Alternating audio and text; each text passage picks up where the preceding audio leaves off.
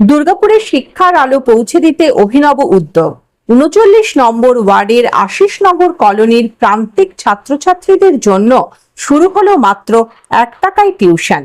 ইতিমধ্যেই ৫০ জন পড়ুয়া এই কর্মসূচিতে নাম নথিভুক্ত করেছে। গুরু পূর্ণিমার দিন তাদের হাতে শিক্ষা সামগ্রী তুলে দেওয়া হয়। উপস্থিত ছিলেন দুর্গাপুর পশ্চিমের বিধায়ক লক্ষণ ঘোড়ই। সপ্তাহে ৩ দিন নিয়মিত পড়াশোনার পাশাপাশি একদিন থাকবে এক্সট্রা ক্যারিকুলার অ্যাক্টিভিটিস। প্রান্তিক পরিবারের শিশুদের শিক্ষার সুযোগ আরো বাড়াতে এই উদ্যোগ বলে জানিয়েছেন সংস্থার অন্যতম প্রতিষ্ঠাতা দিয়া সিনহা রায়। অত্যন্ত গর্বের, অত্যন্ত সম্মানের সঙ্গে আমাদের দুজন হাজব্যান্ড ওয়াইফ, তারা এই এলাকার বাসিন্দা, তারা নেক্সট প্রজন্ম নেক্সট যে নাম দিয়ে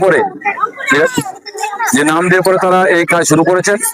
আমি আসতে পেরে গর্বিত। একটা ভালো কাজ, সুন্দর ভবিষ্যৎ গড়ার কাজ, সুন্দর কারিগর যে তারা তৈরি করেন, ছাত্ররা মাস্টারমশাইরা কারিগর, তারা অ্যাকচুয়ালি প্রকৃত সেবা তারা দেন। এই বাচ্চারা ভবিষ্যতে আগামী দিনে ইঞ্জিনিয়ার হবে, ডাক্তার হবে, উকিল হবে, শিক্ষক হবেন, কেউ সমাজসেবা করবেন, কেউ বর্ডারে পাহারা দেবেন দেশকে সুরক্ষার জন্য। এরপর সুন্দর মহৎ অনুষ্ঠানে আমি আসতে পেরে গর্বিত। আমি আশা রাখবো এ আর সুন্দর করে চলুক, ছাত্ররা এখানে আসুক, নিরাপদে বাড়ির গার্জেনরা এখানে পাঠাবেন এবং তারা এবারে সুন্দরভাবে পড়াশোনার মধ্য দিয়ে বাড়িতে ছাত্রদেরকে ফিরিয়ে দেবেন।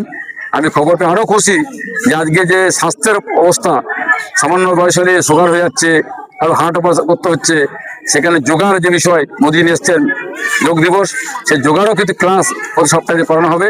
আমি অত্যন্ত খুশি। প্রথমত প্রজন্ম নেক্সটের পক্ষ থেকে আমরা আগেও অনেক কিছু করেছি, আর আজকে সেটা আমার বহুদিনের স্বপ্ন ছিল, ১ টাকার টিউশন। কারণ আমিও একটা টাইমে ছোট ছিলাম, মধ্যবিত্ত ফ্যামিলি ছিলাম, তো সেক্ষেত্রে মা বাবাদের যে কষ্ট পড়াশোনার বিষয়ে একটা টিউশন দেওয়া, এখনকার দিনে ৪০০-৫০০ টাকা মিনিমাম কোনো না কোনো টিচার নেন।